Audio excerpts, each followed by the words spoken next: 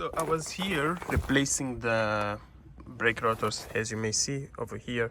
They are not on the car right now, and I've just noticed that my shock absorber is hitting the upper control arm.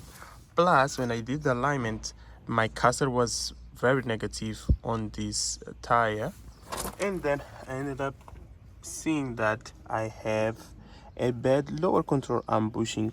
So in order to address this, well, we will have a ton of a job, but basically we will need to remove probably the shock absorber, the tension rod and all the stuff, and the knuckle, to make sure that we have access to there.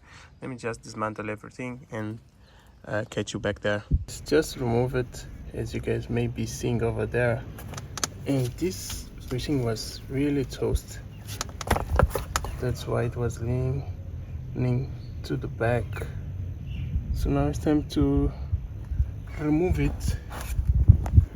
Let me show you on the back. So yeah, it was pretty toast compared with the new one, how it looks. So I'm just burning out the older rubber to make sure it is easy to remove.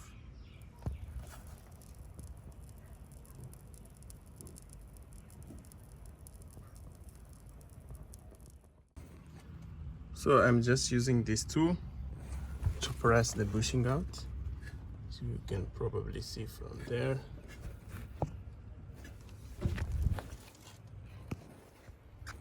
Yeah, I'm just pushing out using the tool.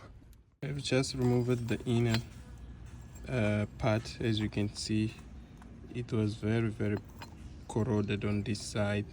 If you remember, this car was leaking diesel, so I suspect that this bushing was eaten by diesel. So now what I will go ahead is just to insert I will just have to cut the inner sleeve and then remove it by hammer, as you can see right there. So now I have the metal sheet inserted there. I'll just go ahead and cut it off. So now, since I've just finished cutting, I'm just beating it with a screwdriver to just cut the sleeve until the end. So the sleeve is out, as you probably see here.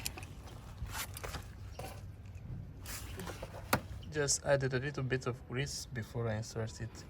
So now it's time to start to press it in. So right now I'm just pressing with this homemade pressing tool with the 30mm socket, and just like that it's going in. So we made it to the end, as you guys can probably tell there. Let's remove the tool and see how it looks. Whew. After struggling a bit, we managed to insert it into place, as you guys can see right there. So now it's time to move ahead and just insert everything back together and test the car. I can't wait to test it.